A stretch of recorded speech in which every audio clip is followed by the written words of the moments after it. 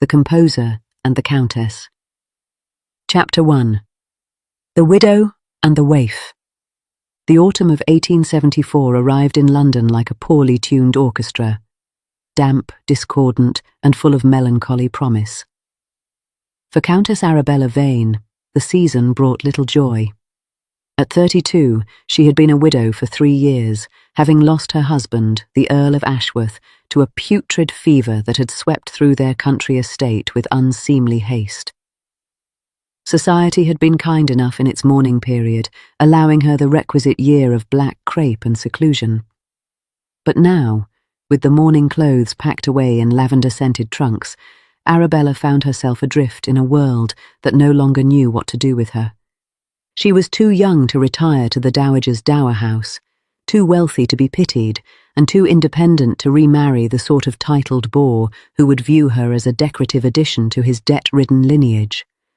Her fortune, inherited outright from the Earl, who had possessed the decency to die without male issue, was considerable. Her reputation, thus far, was spotless, and her boredom was absolute. On a grey Tuesday afternoon, Arabella sat in the drawing-room of her Mayfair townhouse, staring at the cold fireplace as if it might spontaneously offer her a solution. Her companion, Mrs. Hester Finch, a round woman of 50 with the constitution of a draught horse and the discretion of a tomb, sat nearby with her embroidery.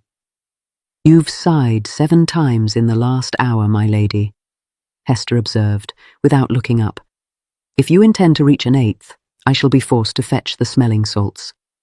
"I am not unwell, Hester. I am simply—" Arabella searched for the word. "Unemployed." Hester's needle paused.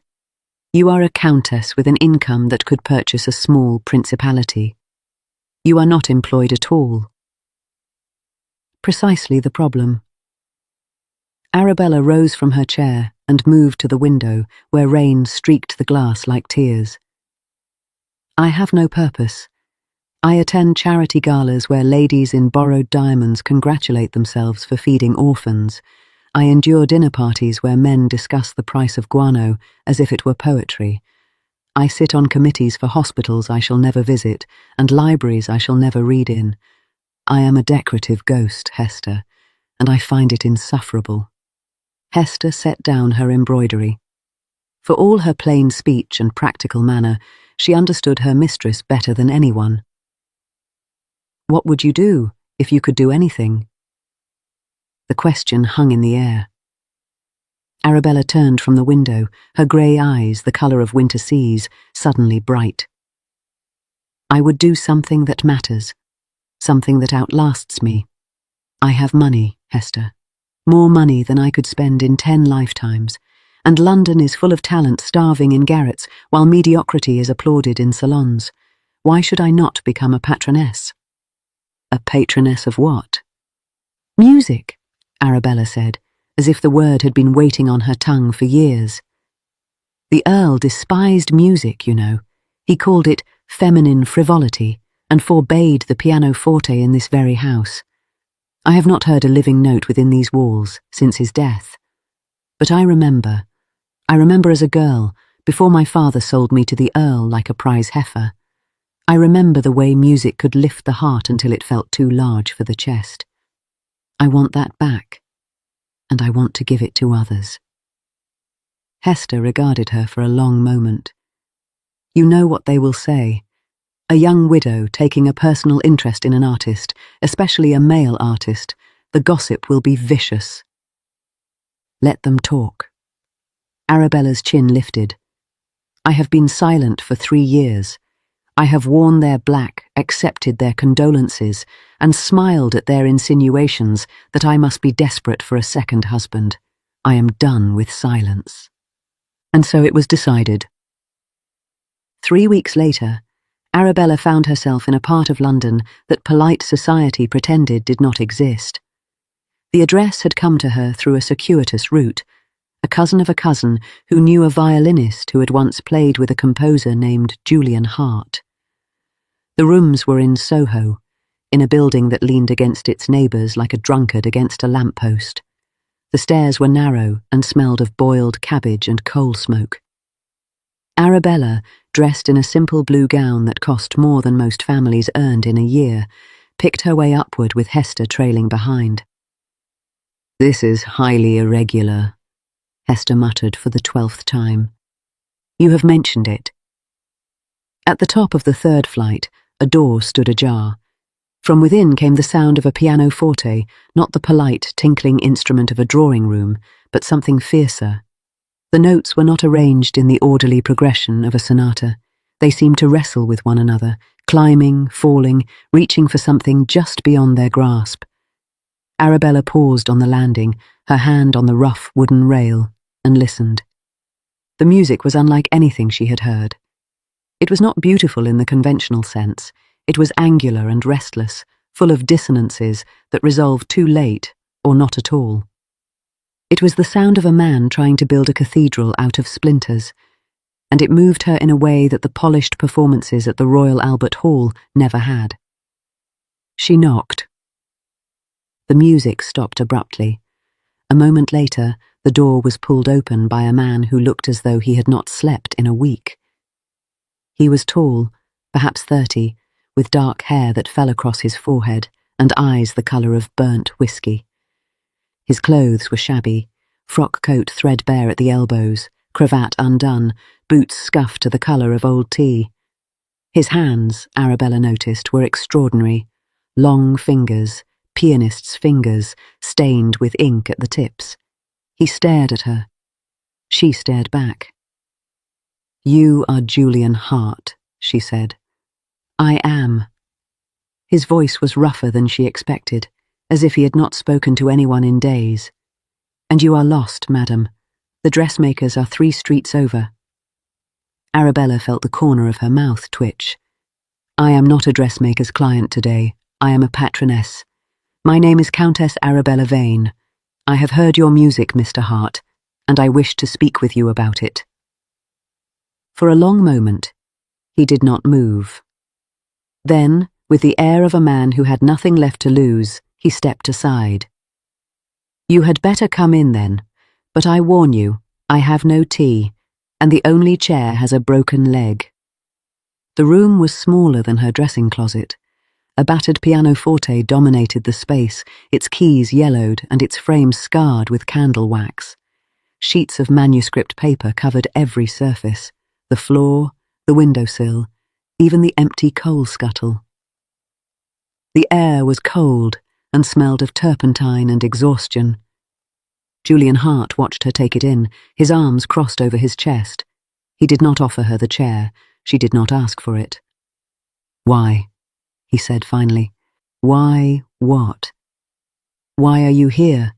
I have heard of patronesses before. They are usually 60, dowdy, and looking for a charitable project to discuss at their dinner parties. You are none of those things." His gaze was direct, almost to the point of rudeness. "So I ask again, why?" Arabella could have been offended. Instead, she felt something she had not felt in years, the spark of genuine engagement. This man did not care about her title or her fortune. He cared only about the answer to his question. "Because I heard your music from the landing," she said, "and it made me feel something I thought I had lost. I do not know if you are a great composer, Mr. Hart. I do not know if you ever will be. But I know that you are a true one, and I would rather spend my money on a true artist who fails than on a false one who succeeds." Julian's arms uncrossed slowly. He looked at her, as if seeing her for the first time, not as a countess, not as a woman, but as a possibility. "You are either very brave or very foolish. I am told they are often the same thing." A ghost of a smile crossed his face. It transformed him. The weariness remained, but beneath it Arabella glimpsed something else, a hunger, not for food or comfort, but for recognition, for someone to believe. "What do you propose?" he asked. "I propose to sponsor you. A stipend, sufficient to free you from whatever hack work you are doing to survive. A proper pianoforte, delivered to these rooms or to better ones, as you prefer, access to a copyist, and when you have completed a work worthy of performance, I will arrange a concert. Julian's expression flickered through several emotions: disbelief, suspicion, and finally a cautious hope that he seemed almost ashamed to feel. "And what do you want in return?" "Your best work," Arabella said simply. "Nothing more. I do not require dedication, flattery, or even gratitude. I require only that you write the music that is in you, and that you allow me to be the first to hear it." The silence stretched between them. Outside, the rain began again, tapping against the grimy window. Julian Hart looked down at his ink-stained hands, then back at the Countess, standing in the middle of his squalid room like a bird that had flown in through an open window. "You are mad," he said quietly. "Quite possibly. And you will regret this." "I doubt it." He held out his hand. She took it. His grip was warm and calloused, the grip of a man who had spent his life at the keyboard. It was not the limp, gloved handshake of the drawing room. It was real. "Then you have a composer, my lady," Julian said. "God help you." Chapter 2. The Harmony of Proximity. 6 months later, Julian Hart was no longer starving. He was, however, profoundly unsettled. The stipend the Countess had arranged was generous enough to allow him to move from the Soho garret to a modest but respectable set of rooms in Bloomsbury. The new pianoforte, a Broadwood grand, delivered with such care that the movers had removed their boots at the door, stood in the centre of the room like a black stallion awaiting a rider. He had paper, ink, and the luxury of time, and yet he wrote nothing. Oh, he composed. That was not the problem. The problem was that everything he wrote felt wrong, too safe, too polite, too eager to please an audience he had never respected. He would sit at the keyboard for hours, his fingers finding chords that were perfectly acceptable and utterly lifeless. Then he would tear the manuscript from the rack, crumple it, and hurl it into the growing pile by the fireplace. The truth, which he admitted to no one, was that he had lost his voice. And he suspected the Countess was the reason. Arabella Vane visited him every Tuesday and Thursday at 3 o'clock. She arrived in a different gown each time: emerald silk, dove grey velvet, sapphire wool, always exquisite, always understated, always smelling faintly of violets. She would sit in the chair by the window, a new chair, purchased after she had complained of the old one's lumps, and listen as he played whatever fragment he had managed to produce since her last visit. She never criticised. She never praised falsely. She listened with her whole body, her head slightly tilted, her hands still in her lap, her grey eyes fixed on his fingers, as if she could see the music taking shape beneath them. And when he finished, she would sit in silence for a moment before speaking. "That passage in the minor key," she said one afternoon, after he had played a particularly insipid sonata movement. "It wanted to go somewhere else, did it not? You restrained it." Julian's hands froze above the keys. "Restrained it. You wrote a resolution that was correct but not true. The music was reaching for a different chord, something darker, perhaps. You gave it light instead. Why?" He turned on the bench to face her. "Because no one wants darkness, my lady. Audiences want prettiness. They want to be soothed, not disturbed." "I am not an audience," Arabella said quietly. "I am a patroness, and I did not sponsor you to write prettiness." The words struck him like a slap. He had spent years chasing commissions from people who wanted waltzes for their daughters' debuts or patriotic anthems for their charitable societies. He had learned to give them what they asked for, bland and forgettable, in exchange for enough coin to keep body and soul together. And now, here was a woman telling him that she wanted the truth instead. "You do not know what you are asking," he said. "Then show me." He looked at her for a long moment. Then he turned back to the keyboard, closed his eyes, and played the passage again. This time, he did not turn away from the darkness. He let the minor key descend into a diminished seventh, harsh and unresolved, and held it there until the dissonance seemed to fill the room like smoke. When he opened his eyes, Arabella was smiling. Not the polite social smile of the drawing room, but something real and slightly fierce. "There," she said, "that is why I came to your garret." From that day, something shifted between them. Julian began to write in earnest, not sonatas for polite consumption, but a symphony. It would be his first, a work of such scale and ambition that it terrified him, even as he sketched its outlines. He worked with a ferocity he had not known he possessed, often through the night, until the candles burned to stubs and the dawn crept through the curtains like a thief. And through it all, there was Arabella. She was there on the afternoons when the music would not come, sitting in her chair with a book she did not read, offering the simple comfort of her presence. She was there when he played a new passage, her brow furrowed in concentration, her occasional questions sharper and more insightful than any music master's. She was there when he despaired, when he declared the symphony a failure and himself a fraud, and she did not argue with him. She simply waited until his storm had passed, then asked him to play again. It was intimate in a way neither of them acknowledged. They never touched, save for the brief handshake of their first meeting. They never spoke of anything personal, not his childhood, not her marriage, not the long years of loneliness that had shaped them both. They maintained the careful fiction of patron and artist, two people united by a common purpose and nothing more. But the walls of the room knew otherwise. They witnessed the way Julian's hands would tremble slightly when Arabella leaned close to examine a score. They saw the way her breath would catch when he played a passage of unexpected tenderness. They heard the silences between them, heavy with words that would not be spoken.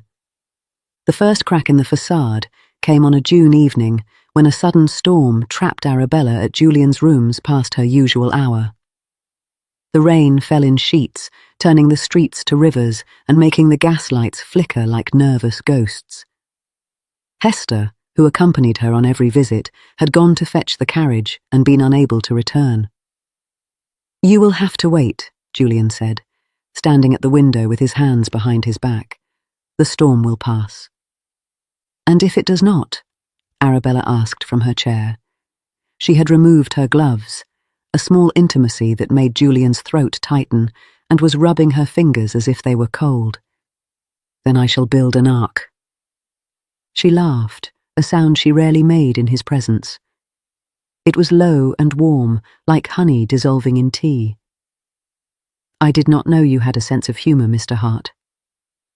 "I have many things you do not know, my lady." The words hung in the air.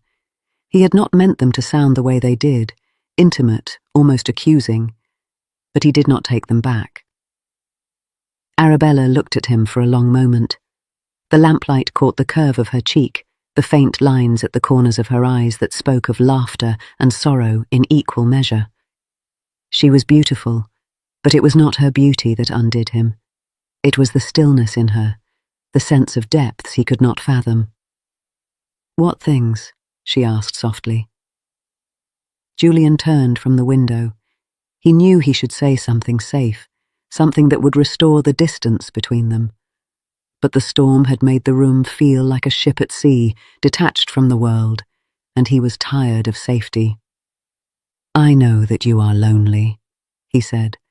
"I know that you come here not because you love music, though you do, but because it is the only place where you do not have to be the Countess.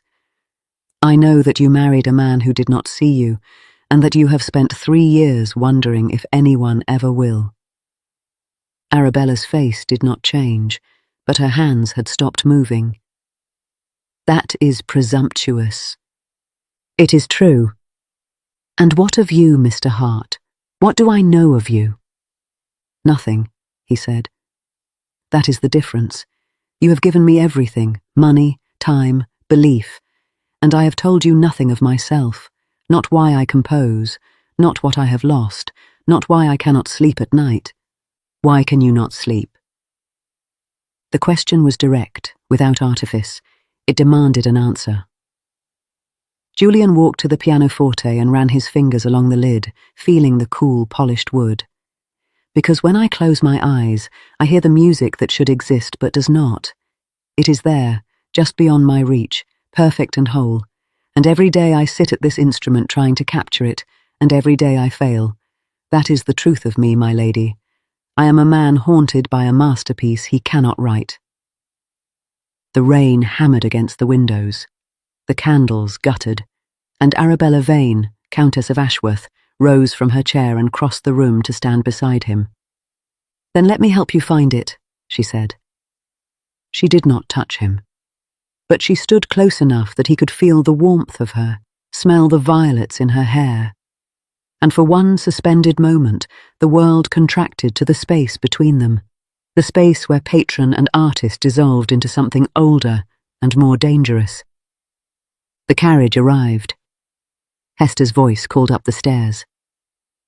Arabella stepped back, and the spell broke. "Until Thursday, Mr. Hart," she said, her voice steady. "Until Thursday, my lady." She left, and Julian stood alone in the candle-lit room, his heart pounding like a kettle drum, knowing that he had crossed a line from which there was no return. Chapter 3. The Dissonance of Scandal. The whispers began in July. They were the usual sort, the currency of a society that had nothing better to do than speculate about the lives of others. A young widow visiting a bachelor's rooms twice a week, no chaperone beyond a paid companion who could be bought or bullied into silence. Hours spent behind closed doors, the pianoforte providing a respectable excuse that fooled no one who wished to be fooled. It began with a single letter, anonymous and vicious, delivered to Arabella's townhouse on a Tuesday morning. Does the Earl's money buy you only a musician, or does it buy his other services as well? The neighbourhood would like to know. Arabella read the letter twice, her face expressionless, then she folded it neatly and placed it in the fire. "Who was it from?" Hester asked from the doorway. "No one worth naming. My lady, I said it is nothing." But it was not nothing. Over the following weeks more letters arrived, the language grew uglier, the accusations grew bolder. By August, the whispers had become open talk in the clubs and drawing rooms of Mayfair. Arabella received 3 fewer invitations to dinner parties than she had the previous month. 2 of her charitable committees quietly suggested that her presence was no longer required. Julian heard the rumours too, though later and from less reliable sources. His landlady looked at him differently. The man who delivered his coal made a comment that was almost a sneer. And when he walked through the streets of Bloomsbury, he imagined he could feel eyes on his back, not admiring, but appraising, as if he were a kept thing. He did not tell Arabella what he heard. She did not tell him about the letters. They continued their Tuesdays and Thursdays, speaking only of the symphony, which had grown into something vast and terrible and beautiful. The first movement was complete, the second was nearly so, and the third, the adagio, was the thing that haunted Julian's dreams. He wrote it for her. He did not say so, but she knew. It was a movement of aching tenderness, full of melodic lines that reached toward each other across bars of silence, yearning for a resolution that never quite came. When he played it for her for the first time, Arabella wept. Not loudly, not dramatically. A single tear traced a path down her cheek, and she brushed it away as if it were an inconvenience. But Julian saw it, and his heart broke a little. "It is the most beautiful thing I have ever heard," she said. "It is not finished," he replied. "I do not know how to finish it. Perhaps it does not need finishing. Perhaps it is meant to yearn." He looked at her, really looked, and saw the cost she was hiding, the shadows beneath her eyes, the way her hands clenched in her lap, the careful brightness of her voice, like varnish over cracked wood.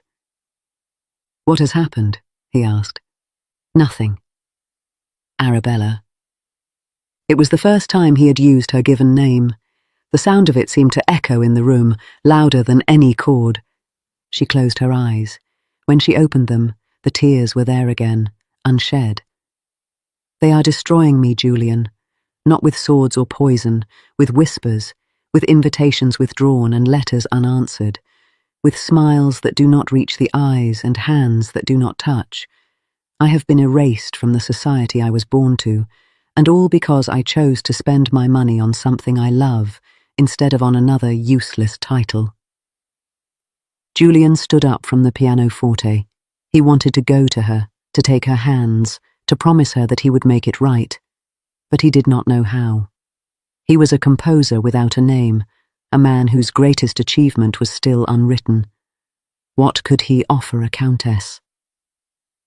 "I will stop coming," he said, "if that is what you need." Her head snapped up. "No.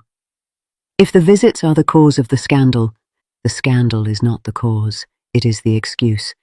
They have been waiting for 3 years to tear me down, Julian. A widow with money and no husband to control her. I am an offence to everything they believe. If it were not you, it would be someone else, a footman, a dancing master, a portrait painter. They would find a reason." "Then what do we do?" Arabella stood. She walked to him slowly, as if measuring every step. When she was close enough to touch, she stopped. "We finish the symphony," she said. "We give them something real to talk about. And then we decide what we are willing to lose." The decision came sooner than either of them expected. It was September, and the symphony was nearly complete. Only the ending of the adagio remained, the resolution that Julian could not find, no matter how many times he played the passage. He had written a dozen versions, each more desperate than the last, and discarded them all. Arabella arrived on a Thursday afternoon to find him slumped over the keyboard, his head in his hands. The manuscript paper on the rack was blank. "It will not come," he said without looking up. "I have tried everything, every chord, every key, every possible path. The music refuses to end." "Perhaps because it does not want to end," she said gently. "Perhaps because you are afraid of what comes after." He lifted his head. His eyes were red-rimmed, his jaw shadowed with stubble. What comes after is a concert, a performance, the judgment of an audience that has already decided I am either a genius or a fraud. And then, what? You return to your empty townhouse, and I return to my empty rooms, and we pretend that this year meant nothing. "Is that what you want?" she asked. "No." The word was torn from him, raw and unwilling. "It is not what I want. I want, God help me, Arabella, I want you, not as a patroness, not as a friend, as everything, and I cannot have you, because you are a countess and I am a nobody, because society would crush us both, because the scandal would destroy your name and my career before it has even begun." He stood up from the bench, sending the stool skittering across the floor. He paced to the window, then back, his hands shaking. "Do you know what they call me now?" he said. "The Countess's pet composer, her little project, her toy. I have heard the words they use when they think I cannot hear, and every one of them is a knife, because they are not wrong. I am your project, I am your charity, and if I touch you, if I so much as hold your hand, I prove them right." Arabella did not move. She stood in the centre of the room, her grey eyes fixed on him with an intensity that made his chest ache. "You are not my project," she said. "You have never been my project. You are the first person in my entire life who has looked at me and seen not a title or a fortune, but a woman. You play for me as if I matter, as if my opinion matters. And I have spent this year falling in love with you, Julian, not because you are talented or promising or any of the other words they use, but because you are kind, because you are brave, because you write music that makes me feel less alone in the world." The silence that followed was absolute. Even the street outside seemed to hold its breath. "You cannot say that," Julian whispered. "I just did. Do you understand what will happen? If anyone finds out—" "Everyone has already found out. The scandal is here, Julian. It arrived months ago. The only question is whether we will let it destroy something that never existed, or whether we will give it something real to destroy." He crossed the room in 3 strides. He took her face in his hands, those long, ink-stained fingers cradling her jaw as if she were made of glass, and he kissed her. It was not a gentle kiss. It was desperate and hungry and full of all the months of longing they had denied themselves. She rose on her toes to meet him, her hands gripping the lapels of his threadbare coat, and for a moment the world outside ceased to exist.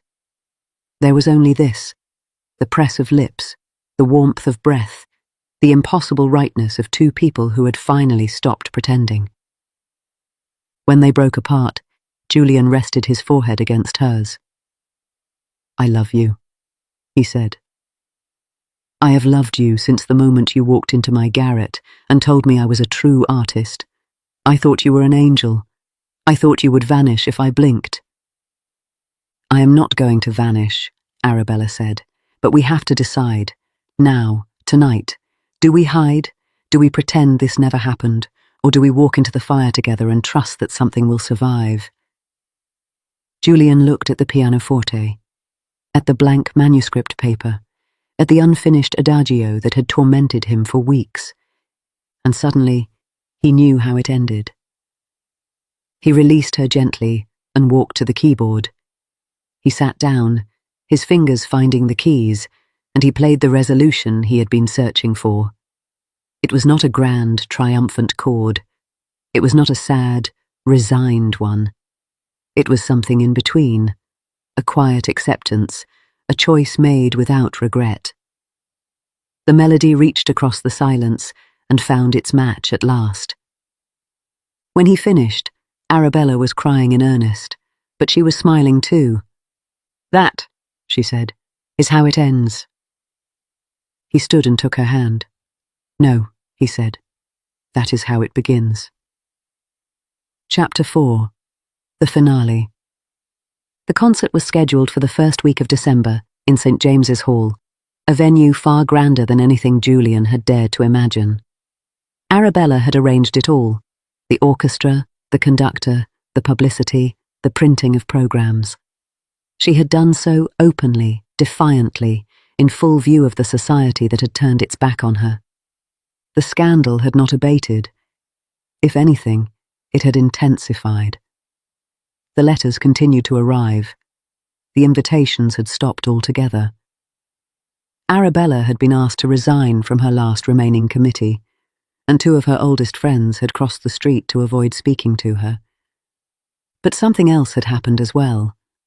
Other letters had begun to arrive, from strangers mostly, young women who thanked her for her courage, elderly gentlemen who wrote to say that they, too, had once loved someone society deemed unsuitable, artists of every stripe who saw in her patronage a validation of their own precarious lives. She was no longer merely a countess, she was a symbol, and while symbols were dangerous things to become, they were also powerful. Julian had not left his rooms in a week.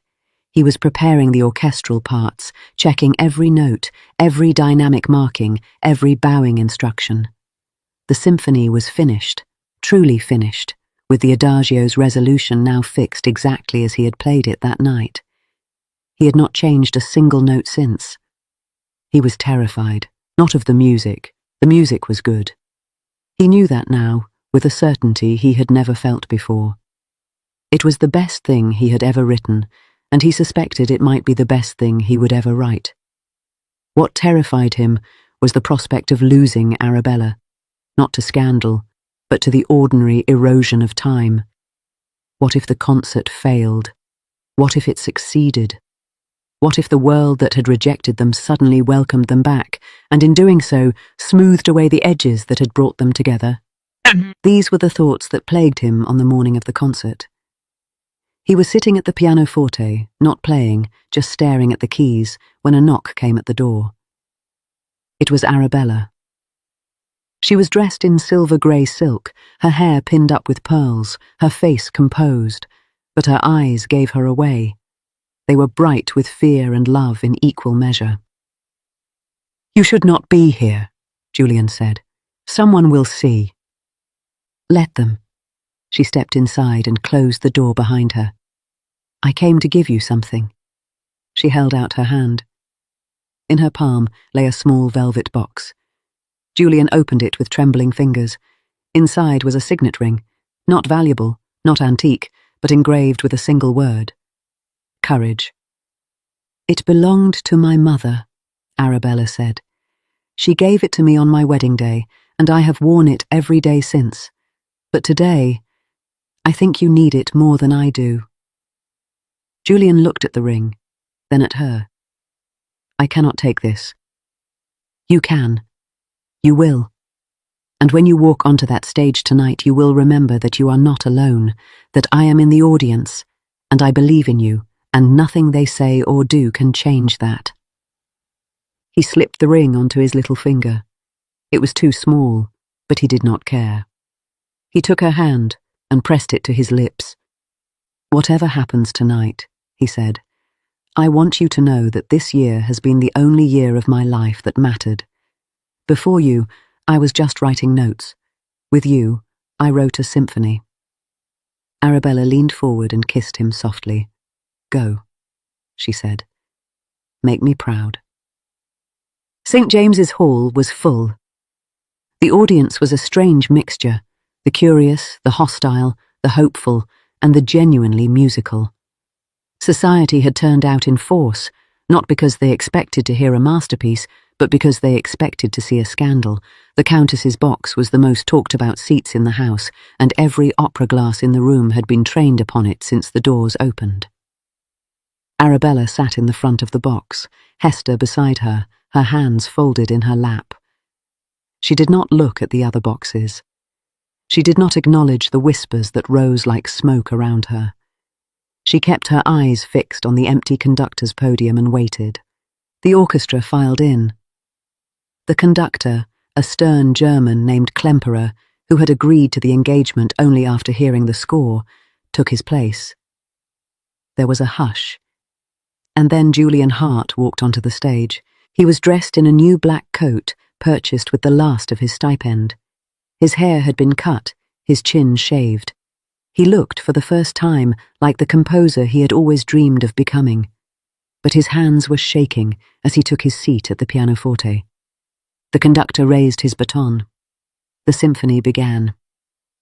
The first movement was a storm, a torrent of sound that seemed to break every rule of harmony and form. The audience shifted in their seats. Some frowned. Others leaned forward, intrigued. A few, who had come only to sneer, looked confused. The second movement was a dance, but a strange one, a waltz that stumbled and recovered, that laughed and wept in the same breath. It was music of profound ambivalence, the sound of a man who had learned to find beauty in imperfection. Then came the adagio. From the first notes, something shifted in the hall. The restlessness stilled. The whispers ceased. Even the most hostile members of the audience found themselves caught in the web of that slow, yearning melody. It was the heart of the symphony, the secret Julian had been afraid to tell. It was a love letter, set to music, for all the world to hear. In her box, Arabella pressed her hand to her chest. The tears came, and she did not wipe them away. The adagio built to its climax, the resolution Julian had found in that September afternoon. The melody reached across the silence, hesitated, and then found its match. It was not a happy ending. It was not a sad one. It was an honest one. It was the sound of two people choosing each other, knowing full well what they risked. When the movement ended, there was a moment of absolute silence. Then the applause began, not the polite, measured clapping of a society concert, but something rawer. People were on their feet. People were crying. People who had come to mock were leaving transformed. The fourth movement was a triumph. Not a conventional one. There were no victory marches or blaring trumpets. It was a triumph of endurance, of persistence, of beauty carved from difficulty. It ended not with a crashing chord, but with a single note, held by the violins, fading into silence like a star winking out at dawn. The silence stretched for 5 seconds. 10. And then the hall erupted. Arabella stood in her box, applauding until her hands stung. Julian turned from the pianoforte and looked up at her. Across the length of the hall, their eyes met. He smiled, a real smile, unguarded and joyful. And in that moment, she knew that the gamble had paid off. Afterwards, there was a reception. It had been planned by Arabella, against the advice of nearly everyone, in the great hall of a nearby hotel. She had expected a small turnout, the loyal, the curious, the brave. Instead, the room was packed. Julian was surrounded. Critics wanted to interview him. Publishers wanted to print his music. Impresarios wanted to book him for tours. He answered their questions with a distracted courtesy, his eyes constantly searching the crowd for a flash of silver-grey silk. He found her by the window, alone, a glass of champagne in her hand. "You are avoiding me," he said, coming to stand beside her. "I am giving you your moment," she replied. "You have earned it." "I have earned nothing without you." He lowered his voice. "Did you hear what they are saying? The critics are calling it a masterpiece. The publishers are offering me a fortune. They want more symphonies, concertos, chamber music, anything I will write." "And what will you tell them?" Julian took a breath. "I will tell them yes, but on my terms. And I will tell them that my first act as a successful composer is to announce my engagement." Arabella's glass stopped halfway to her lips.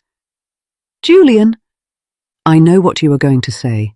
The scandal, the risk, the possibility that this success is a house of cards that will collapse the moment we make our private lives public. I do not care. I have spent a year writing music about courage. It is time I lived it." She set down her glass. Her hands were trembling. "They will destroy you."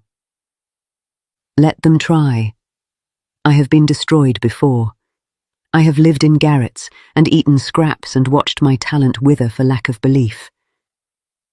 I will not lose you to fear, not now. Not when I have finally found the thing that makes the music worth writing." The crowd swirled around them, oblivious. Julian took Arabella's hand, the hand that wore no ring, the hand that had given him everything, and held it between both of his. "Marry me," he said. "Not because it is safe, not because it is sensible, because it is true." Arabella looked at him for a long moment, at his ink-stained fingers, his imperfect face, his eyes full of hope and terror and love. Then she looked at the crowd, the people who had whispered, who had judged, who had tried to tear them apart. She thought of the letters, the snubs, the lonely evenings in her empty townhouse. She thought of the music, soaring and defiant, filling a hall with something real. She thought of the adagio and the resolution she had helped him find. "Yes," she said. "Yes, Julian Hart, I will marry you, and we will let them talk." He kissed her, there by the window, in full view of everyone. The room did not stop. The conversation did not cease. But a few people noticed. A few people smiled. And somewhere in the back of the hall, a violinist who had played in the orchestra that night picked up her instrument and began to play the adagio's theme, softly, as if to herself. It was not the ending anyone had expected, but it was, as Julian had once said, the beginning. Epilogue. Crescendo. They were married in a small chapel on Christmas Eve, with only Hester and a handful of loyal friends in attendance. The newspapers reported it with a mixture of scorn and fascination. Society took its time coming around. Some never did. But Julian wrote. Oh, how he wrote. The symphonies came in a flood, each one bolder than the last. The concertos followed, then the operas, then the songs that every drawing-room soprano wanted to sing. His name became synonymous with the new music. The brave music, the honest music, the music that refused to lie. And Arabella. She became his editor, his first listener, his fiercest advocate. She sat beside him at the pianoforte for every new work, her grey eyes fixed on his fingers, her head slightly tilted. She was no longer merely a patroness. She was his partner, his muse, his home. The scandal never fully died. There were always those who whispered about the Countess who had thrown away her reputation for a penniless composer. But there were more who spoke of the symphony that had changed their lives and the love that had written it into being. In the end, Julian Hart and Arabella Vane understood something that the world often forgets. That art is not made from safety, and love is not made from convenience. They are made from risk, from courage, from the willingness to stand in front of a hostile crowd and play the truth. And when the music fades, that truth remains. The end. Thank you, dear reader of the Regency Gazette, for joining us in another tale of love, intrigue, and whispered ballroom secrets. If today's romance delighted you, kindly bestow a like upon this video. It helps our Gazette reach more lovers of Regency storytelling. For weekly journeys into dukes, debutantes, scandals, and slow-burning devotion, please subscribe to the Gazette and tap the little